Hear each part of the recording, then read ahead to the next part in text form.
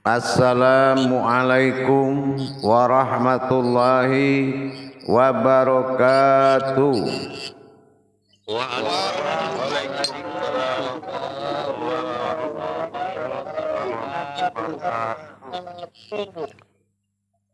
Alhamdulillah,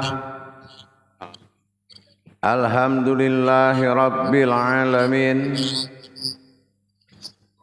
Assalatu wassalamu ala asrafil anbiya'i wal mursalin Sayyidina wa maulana Muhammadin sallallahu alaihi wasallam. Audionya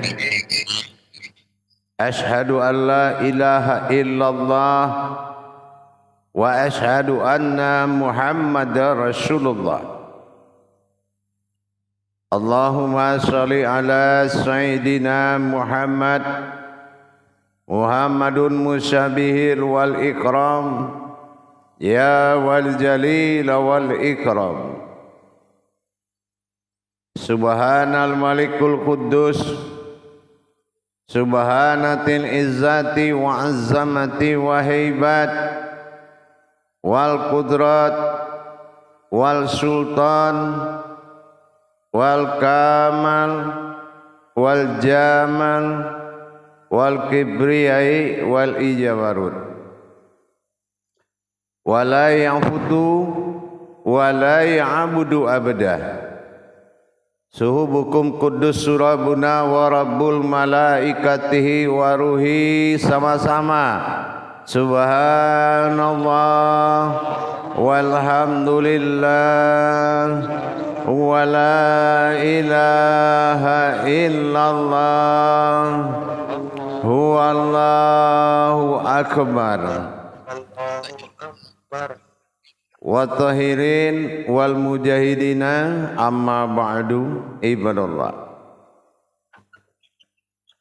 Alhamdulillah, bersyukur kita kepada Allah atas limpahan karunia rahmah dan hidayahnya sehingga malam ini pada saat ini kita dapat menjalankan amanahnya, beramal dan beribadah, bertolabul ilmi sesuai apa yang dihimbaukan oleh Rasulullah sallallahu alaihi wasallam. Tolabul ilmi faridatul a'la kulli muslim, diwajibkan ke setiap umat Islam belajar menuntut ilmu. Dengan kita menuntut ilmu, kita terlepas dari keyakinan-keyakinan kependitaan kebendaan, kependitaan arwah-arwah leluhur, kependitaan kepada hodam-hodam, dan kependitaan kepada sejarah yang tidak ada di dalam laumahnya Allah Al-Quranil Karim. Insya Allah dalam waktu dan pertemuan kita ini saya akan mengajak kepada jemaah semuanya kembali mengingat kepada hal-hal yang sangat perlu kita ingat kembali tentang perjalanan sebuah batin. Berawal daripada batin adalah pengakuan pada alam zaman batin. Mana alam zaman batin? Secara hakikat inilah alam zaman Nabi. Itu disebut alam zaman batin karena semua batin Nabi itu mencari Tuhan. Disebut Nabi dalam ejaan hijaiyah, na itu aku, bi itu adalah batin. Jadi kodrat batin Allah itu adalah Nabi, makanya semua namanya asma-asma Allah semua. Karena kodrat hakikatnya adalah batin, kodrat hakikatnya. Nah, setelah itu karena batin tenggelam kepada sir, berarti zaman itu harus tenggelam. Maka diwujudkanlah sir usir, hadirnya sebuah batin dalam batin, atau dikatakan batinul batin. Maka diwujud dan diwariskanlah batin ini kepada kodrat daripada anak yaitu bani. Terbalik dari nabi menjadi bani. Kenapa dikatakan kodrat batin itu aku batin, atau dikatakan kodrat nabi itu bapak? Karena diawali oleh Adam. Maka di zaman itu disampaikan nabi itu berartikan bapak. Nah, setiap nabi dia harus mengurus anak. Nah, ini dinamakan kodratnya bani. Nah, apa yang kita warisi? Yang kita warisi adalah batinnya. Nabi aku batin, tapi diwarisi batinku. Nah, bani dibalik, jadi batinku. Nah, dikala aku batin, kuwarisilah batinku. Tapi yang diwarisi, yang maujud itu adalah ilmu. Ya, mana ilmu yang diwarisinya? Adalah dalilnya Allah. Yang kedua, mana ilmu yang diwarisinya? Ayat-ayatnya Allah, kitabnya Allah. Apa kitab Allah? Inilah zahir, inilah kodrat jasad bagi diri. Mana dalilnya Allah? Inilah kalam yang disampaikan oleh seorang alim. Inilah yang dikatakan ulama warisatul anbiya. Ulama itu pewaris para nabi. Tapi hanya ulama. Jadi kalau kita ingin menjadi ulama, berarti kita harus mengkaji kealiman dulu. Nah, inilah yang dikatakan pewaris para nabi. Yang diwarisi inilah ayat-ayat atau ilmu yang tidak terputus, dan kodrat-kodrat diri yang terbuat dari ayat-ayatnya Allah. Jadi ulama pewaris Nabi itu jasadnya itu kodratnya Al-Quran, ayat-ayatnya Allah, dan suaranya adalah dalil-dalilnya Allah. Ini yang dikatakan ulama pewaris Nabi. Disinilah terbukanya ijab akan kuutus utusanku setingkat kamu sendiri di kalangan hidup kamu sendiri. Jadi orang-orang yang ada di lingkungan kita ada yang berkodrat kerasulan. Inilah orang yang diutus oleh Allah.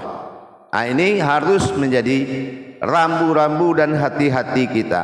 Jangan kita asal belajar kepada orang dengan berpenampilan ulama segala macam, tapi lihat ilmu dan kodratnya. Apa ilmunya? Adalah dalilnya Allah. Dia tidak pernah keluar dalilnya daripada dalil-dalil kodratnya Allah. Yang kedua, yang dibahasnya kitab-kitab Allah untuk mencari diri, mencari Allah. Apa kitabnya Allah? Itulah diri kita. Al-An'am pada batin, An-Nur pada qalbi, ya, Al-Fatihah pada kodrat, Bismillah pada zahir dan batin, An-Nas pada hayat, Al-Ikhlas pada rupa-rupa dan kodrat. Semuanya adalah ayat-ayat Allah, dan dalilnya adalah kalamullah, dan ayatnya tidak terputus. Jadi kalau ada ulama yang masih mencari kitab-kitab lain, berarti dia bukan kitabullah. Dia bukan ulama pewaris para nabi. Dia bukan al-ulama warisatul anbiya. Bukan. Karena tidak ada kitab yang bisa memandu manusia bertemu dengan Allah kecuali kitabullah dirinya masing-masing. Inilah yang sekarang yang kita harus berhati-hati untuk mencari guru yang sejati tadi, ya. Kita jangan terpengaruh dengan sebuah alkisah yang dia ceritakan, tapi bisakah dia memperlihatkan sesuatu kodrat yang maujud di dalam dirinya dengan membongkar diri kita. Lihat dia berayat, lihat dia berkalam, lancar atau terputus-putus. Dan lihat kodrat ilmu yang dia terangkan, tersusun rapi apa mengacak-acak. Sebentar udah cerita marifat, sebentar kembali ceritain, tidak ada urutannya. Sehingga seperti kucing lahir, tidak ada yang mana yang duluan, tak kaki tak kepala, tidak terurus. Nah, ini pemahaman, bukan kajian, tapi ini pemahaman. Ini yang harus kita hati-hati. Tauhid telah mengatur tingkatan pemahaman. Jadi para jemaah sekalian, kalau sudah kita berpikir demikian, terus di mana pada zaman Nabi ini sekarang, beliau-beliau yang dimuliakan Allah itu sekarang ada di mana posisinya? Maka kita periksa kembali pada surat Al-Fatir mulai ayat 34 sampai 36 itu kita periksa lagi.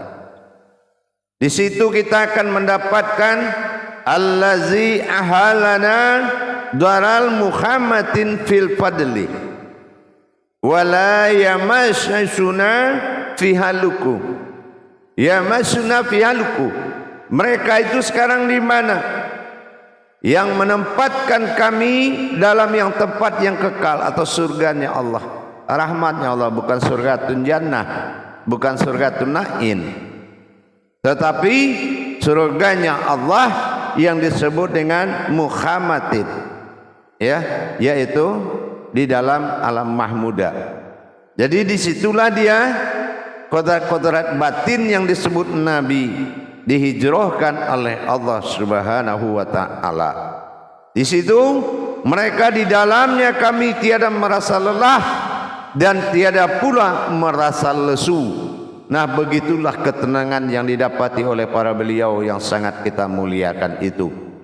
Dan kita adalah yang mewarisi aku batin dan menjadi batinku. Nah, batinku inilah yang diserahkan ke kita. Inilah bani. Ba itu batin, ni itu aku. Kalau dulu dia nabi, nah itu aku, batin adalah aku. Jadi dengan demikian, yang kita wariskan ini, yang diwariskan kepada kita adalah maujud yang nyata berupa pada Adam berkodrat, pada Muhammad hayat, pada Rabbani batin Allah nyawa bagi kita. Maka kita hiduplah sebagai hayatnya Allah, perjalanan batin. Makanya kalau ada kita sholat itu diatur oleh ba'da. Ba'da itu apa? Ba itu batin, da itu dal perjalanan. Jadi karena yang sholat ini adalah diri yang batin, maka ba'da ini adalah perjalanan batin. Nah, jadi ba'da itu waktu, yang dimaksud waktu itu hakikatnya adalah ba'da. Ba'da itu perjalanan batin. Nah, begitu jemaah. Jadi kalau kita sudah merasa kedekatan seperti itu kepada para beliau-beliau, para nabi, maka kita harus melanjutkan perjuangannya menjadi ulama yang pewarisnya. Ulama yang pewarisnya tadi kalamnya tidak terputus. Karena kalau dia putuskan ayat, ragu-ragu dia dalam bicara, dalam mengkaji, terpatah-patah dia membuka kaji, dia berarti telah memutus-mutuskan ayat. Itu tidak boleh, dia harus pasif. Umpamanya dia buka kaji dalam ayat Al-Quran, rupanya di situ dengan dia terpatah-terpatah, maka dia telah memberikan suatu nilai yang tidak baik, memutus-mutuskan ayat. Maka diharapkan seorang pemimpin dalam Islam harus pasif berayat, apalagi membuka kajian tingkat sirnya Allah. Tidak perlu ada keraguan-raguan, tidak boleh ada kata-kata yang diselipkan dengan patah-patah, harus lancar. Dan kodrat ayat yang di tubuhnya itu terlihat dari wajah Allah yang dia tampilkan, terlihat. Karena batin manusia tidak bisa dibohongi, dia akan bisa merasakan ini kodrat Allah, ini bukan kodrat Allah. Manusia tidak ada yang bodoh. Ingat, kotak hitam manusia ada di dalam diri manusia, namanya qalbi mukazzabal fuadu marwa. Hati halus manusia tidak bisa berdusta. Insyaallah mari kita kupas di muzakarah. Sallu muzakaratun fil jamiati rahimakumullah. La ilaha illallah wallahu akbar. Silakan juru tablik mengatur jamaahnya. Insyaallah ya Buya. Assalamualaikum warahmatullahi wabarakatuh. Waalaikumsalam warahmatullahi wabarakatuh. Semoga Buya sehat selalu. Amin insyaallah. Dan selanjutnya kepada jamaah sekalian yang mau mau bertanya kepada Buya, dipersilakan untuk mengangkat tangannya. Silakan Pak. Dan untuk kepada Bapak Kailani Bar yang mengangkat tangan pertama, silakan Pak Kailani dilanjut. Terima kasih moderator. Assalamualaikum warahmatullahi wabarakatuh Buya. Waalaikumsalam warahmatullahi wabarakatuh. Semoga Buya sehat selalu Buya. Insyaallah amin. Ini yang saya tanyakan pada malam hari ini. Tadi Buya paparkan tentang persoalan apa itu ayat dan apa itu dalil Buya. Tolong paparannya Buya. Ya. Ayat adalah hijahiyah berupa kodrat. Ya. Kodrat adalah jasad bagi diri kita. Ayat bukan tulisan tetapi kodrat. Makanya Al-Quran tidak jadi tulisan tetapi jadi kodrat. Dalil adalah kalamnya. Coba kalau ayat itu tidak dibaca, dia tidak jadi dalil. Dalil bukan dimiliki oleh Nabi. Kalau yang dimiliki Nabi itu namanya sabda. Dimiliki para sahabat namanya hadis. Ya, dimiliki oleh Allah namanya qudsi. Dimiliki oleh batin namanya kauni. Tapi dimiliki oleh wujud Allah, maujudullah, itu namanya dalil. Bidahlihi marifatul haq fil ilmi. Hanya dalil kulah yang menyatakan kebenaran sebuah ilmu. Sanggup enggak dia mendalilkan? Contoh Al-Quran dan hadis. Mana hadis Al-Quran? Yaitu dalil. Jadi kalau dia tidak mampu mendalilkan Al-Quran, berarti dia tidak bisa mentadabur Al-Quran. Makanya banyak orang yang lari ke kitab riwayat yang mudah, gampang, bahasanya Indonesia, jusnya bab. Jadi lari. Nah, kenapa? Karena ketidakmampuan membedahnya. Nah, inilah yang dikatakan dalil dan Al-Quran. Jadi kalau Al-Quran adalah kodrat. Karena Al-Quran itu adalah hijahiyah, huruf. Huruf itu adalah kodrat. Kodrat bagi diri adalah jasad. Nah, inilah yang disebut dengan Al-Quran. Jadi kalau Al-Quran ini mau kembali, Al-Quranil Hakim. Nah, jadi Al-Quran inilah yang dihakimi. Bukan jasad yang dibacakan Yasin, tapi kodrat Al-Quran itu yang dibacakan Yasin. Apa yang dikatakan kodrat Al-Quran bukan kulit lah, asalnya kulit. Al-Hakim namanya kulit. Nah, itu contohnya. Jadi qalbi berupa nur, bukan cahaya sembarangan cahaya, bukan hati berawal cahaya, nur asalnya hati. Nah begitu.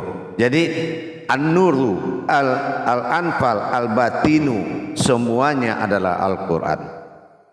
Begitu, paham? Insya Allah Buya. Satu lagi Buya. Iya, silakan. Jadi cara memahami dalil itu Buya ada tak yang lebih mudah lagi daripada yang kita hayalkan sekarang Buya? Kalau dalil itu adalah apabila kita sudah bisa memiliki ilmu hijahiyah. Hijahiyah ini ilmu huruf. Ada hurufnya satu huruf, ada hijahiyah berupa satu kata. Ada hijahiyah ini berupa awal huruf dan akhir huruf. Dan itu harus belajar tentang huruf hijahiyah dulu. Nah, dari hijaiyah inilah barulah dimunculkan dia dalam makna. Makna memunculkan surat, surat memunculkan arti. Begitu. Jadi memang harus kita belajar ilmu hijaiyah, ilmu huruf. Nah, begitu. Mana huruf yang berasal dari batin, mana huruf yang berasal dari nur, zat, sir, aras, alam. Jadi nanti setelah kita kenal kodrat-kodratnya, baru kita kenal jabariyahnya, bagaimana menjabarkan sejarahnya sehingga dia berpadu menjadi kata. Kata menjadi ayat, ayat menjadi surat, surat menjadi kitab. Nah, nanti itu kita akan pelajari nanti insyaallah. Baik. Paham? Semoga Buya sehat selalu. Amin. Assalamualaikum warahmatullahi wabarakatuh. Waalaikumsalam warahmatullahi wabarakatuh. Terima kasih pada Pak Kailani, dan untuk selanjutnya kepada Bapak Thohirul Rasyid dipersilakan Pak. Assalamualaikum warahmatullahi taala wabarakatuh, Buya. Waalaikumsalam warahmatullahi wabarakatuh. Mengenai hakikat Nabi sama Bani, kan Nabi gitu kan, aku batin, kemudian Bani batin aku gitu ya. Apakah ini ada hubungannya dengan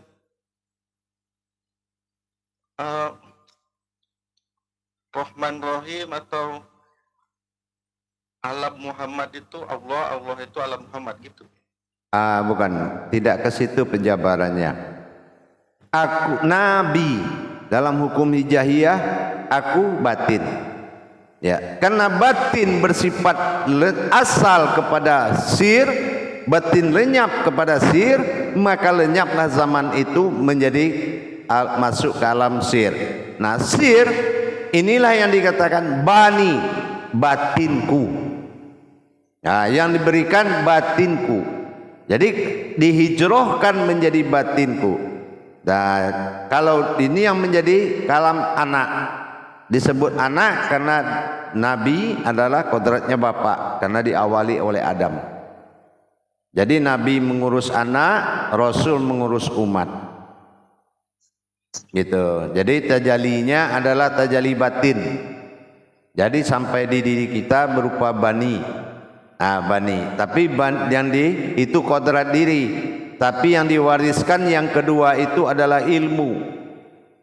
Nah, ilmu yang diwariskan adalah kalam dan ayat. Kalam ala dari dalil dan ayat menjadi kodrat. Itulah jasad. Itu yang disusukan menjadi manusia. Itu sudah ada kaji di YouTube. Paham? Insya Allah ya. Masih ada?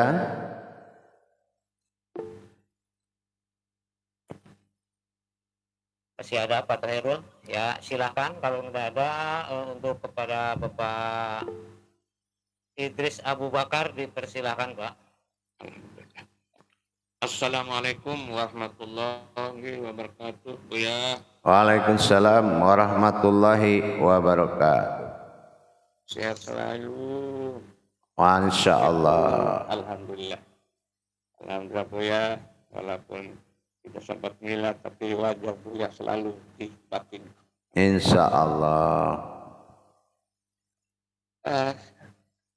Ingin membedakan, Buya, apa itu batin, kemudian batini. Ya, untuk kelanjutan dari kalam Buya langsung kita, ya, mudah-mudahan bisa pewaris nantinya, amin. Kalau batin adalah kodrat, batinul adalah asal, ya, atau dikatakan batin dalam batin. Dalam batin itu ada asal batin nul, namanya sir. Nah, itu karena batin tenggelam kepada sir, sir tenggelam ke dalam wujud, wujud awal mula jadi. Nah, jadi kalau dia tenggelam berarti zaman batin, zaman Nabi itu pasti ditenggelamkan. Maka lahirlah zaman Bani. Nah, batinku, makanya kalau diwariskan gitu. Itu yang dikatakan pewaris para nabi. Tapi itu tingkatnya ulama. Al ulama warisatul anbiya. Hanya ulama lah yang menjadi pewaris para nabi. Tapi ulama yang seperti apa dulu? Harus melihat kepada ilmunya, ilmu yang diwarisi. Apa yang ilmu diwarisi? Berkodrat Al-Quran dan berkalam dalil Allah. Begitu, paham? Insyaallah Buya. Baik. Silakan. Barakallah. Amin, insyaallah. Terima kasih Pak Idris Abu Bakar atas pertanyaannya. Dan untuk selanjutnya silahkan kepada Pak Babarudi Rustandi. Silakan Pak. Assalamualaikum. Waalaikumsalam warahmatullahi wabarakatuh. Maaf Pak Rudi, ehonya terlalu besar. Ibu ya apa? Tadi Bu ya batin Allah adalah batin Nabi. Nah itu penjabarannya luas lagi. Ya. Batin. Aku adalah batin, kata batin. Itulah Nabi.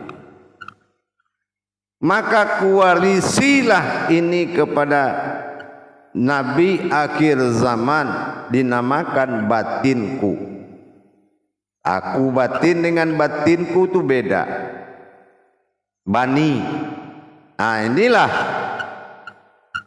makanya kita ji'un, kembali juga balik menjadi batin. Karena roh ji'un, kita akan kembali menjadi batin. Inilah perjalanan. Makanya kalau ba'da itu, ba itu batin, da itu dal, perjalanan. Jadi waktu sholat itu adalah waktu perjalanan batin. Waktu namanya, tapi bukan wato'ah, tapi ba'da. Paham? Baik. Waalaikumsalam warahmatullahi wabarakatuh. Terima kasih kepada Bapak Rudi Rustandi atas pertanyaan. Dan untuk selanjutnya dipersilakan Bapak-bapak untuk mengangkat tangannya.